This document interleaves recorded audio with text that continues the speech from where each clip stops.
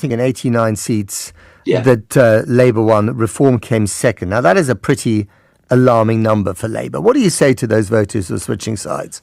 Well, listen, I understand why people are frustrated with politics and are looking for an alternative beyond, what's been the mainstream for decades in this country. But I would say simply this to the mat. Nigel Farage and Reform are fraudsters. They're shysters. And I'll give you a practical example of that. This is a man who says he stands up for working class people and working class communities and voted against the Employment Rights Bill that would have given employment rights to millions of working people.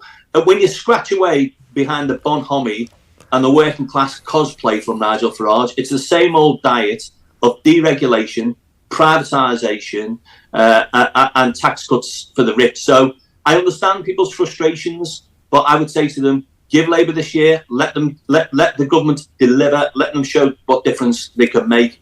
Nigel Farage and Reform, I think, are a dead end, and they're a dead end, I think, that the British public will see through. Hey guys, Nigel Farage continues to ride a wave of public frustration, presenting himself as a voice for the people and of the people, yet his track record tells a very different story. Paul Nowak, the General Secretary of the TUC, has aptly described Farage and his Reform UK as fraudsters, peddling false hope. With news that Reform UK's membership numbers have overtaken the Conservative parties, Nowak's warning feels particularly timely. Farage thrives on exploiting fears, using issues like immigration as a convenient scapegoat while offering little in the way of substantial solutions.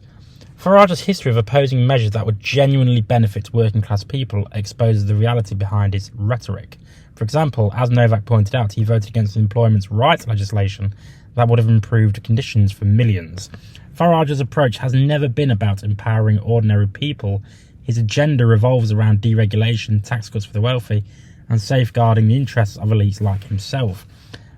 Nowak also called for patience with the Labour government, highlighting that they need time to deliver real change. However, the stakes are high.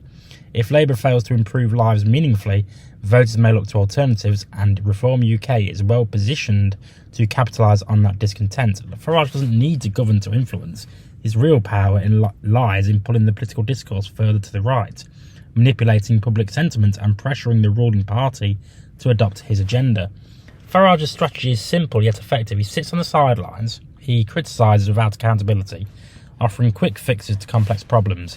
His promises, cutting immigration, reducing NHS waiting lists and putting more money in people's pockets, are tantalisingly easy to say, but impossible to deliver in any meaningful way. Yet history shows that a significant portion of the population is willing to believe him. Ultimately, Farage's platform is a facade. He doesn't seek to uplift working class communities, but to advance policies that protect the wealthy and the entrenched interests. His tactics have worked before, and unless Labour can deliver on its promises, the risk remains that more voters will fall for his hollow rhetoric. But let me know what you think in the comments. I've been Jake from Just Jake, and as always, subscribe to the channel, and I'll see you next time.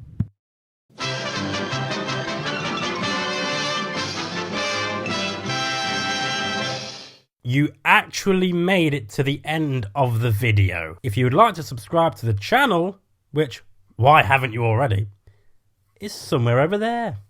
And also, if you want to watch more videos, also check out over there. I've been Jake from Just Jake. See you later.